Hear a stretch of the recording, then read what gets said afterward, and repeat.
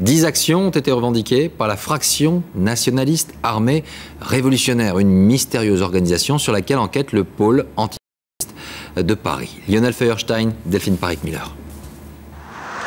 Ça commence à faire beaucoup. Dans la nuit de vendredi à samedi, du côté de Saint-Gervais dans le Val d'Oise, un nouveau radar installé il y a moins de 3 semaines a sauté, piégé à l'explosif. Le 12e en moins d'un an. 12 explosions, toutes situées dans le même secteur géographique, au nord et à l'ouest de Paris.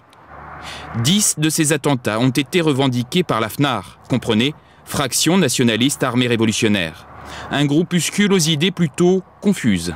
Dans un courrier du mois de mars, il revendiquait en vrac la suppression des radars, la baisse des impôts, une relance de la natalité, mais aussi l'expulsion de tous les clandestins. Le discours est d'extrême droite, mais le logo rappelle le terrorisme allemand d'extrême gauche, celui de la bande à Bader. Nous les considérons comme potentiellement dangereux. Comme je vous le disais, à partir du moment où des gens commettent des attentats, utilisent des explosifs, ce sont déjà des gens dangereux. Pour cesser leur action, ces artificiers demandent toujours une rançon de 4 millions d'euros. Ce 12e attentat n'a pas encore été revendiqué. En attendant, l'enquête a été confiée aux policiers de l'antiterrorisme. Le rassemblement du Teknival à Crussey Village est